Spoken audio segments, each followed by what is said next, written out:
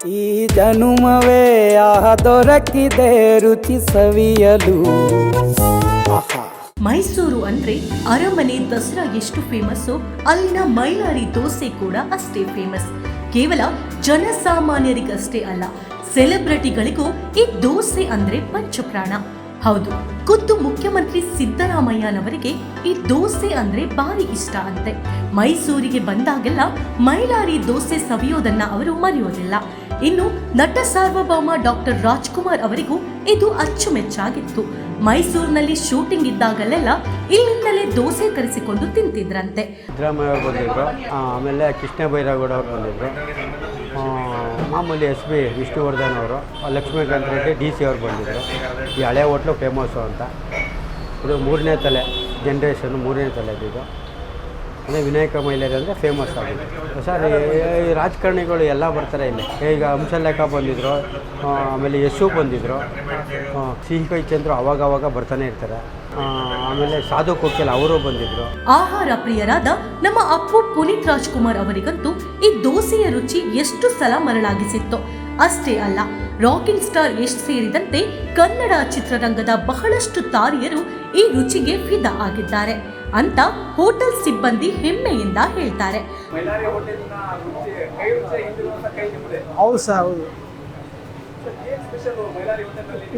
Special ಅಂದರೆ ಇದು ದೋಸೆ, ಸಾಗು, ಚಟ್ನಿ 3.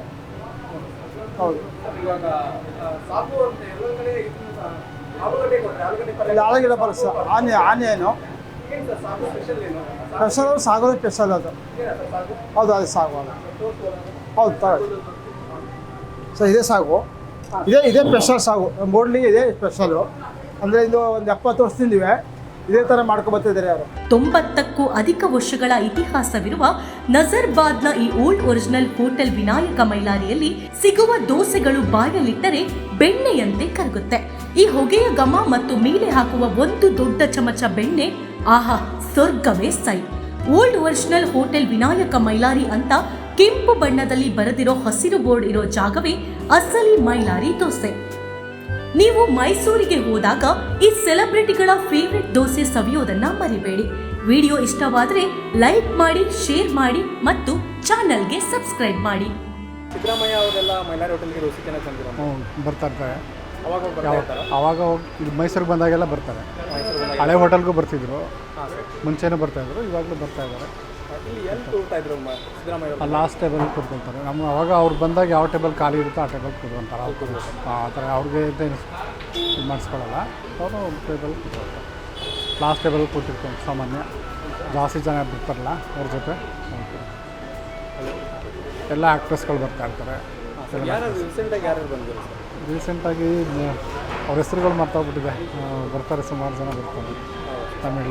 ತಮಿಳ್ ಆ್ಯಕ್ಟ್ರೆಸ್ಸು, ಕನ್ನಡ ಆ್ಯಕ್ಟ್ರೆಸ್ಸು, ಎಲ್ಲ ಥರದ. ಮಹಾರಾಜರು ಸಹ ಬಂದಿದ್ದರು, ಅವರು ಬಂದಿದ್ರು 2 ಸಲ. ಅವರು ನಂತರ ಎಲ್ಲ ಬರ್ತಾ ಇರ್ತಾರೆ. ಸಾಮಾನ್ಯ ಎಲ್ಲ ಆ್ಯಕ್ಟ್ರೆಸ್ಗಳು ಬರ್ತಾರೆ.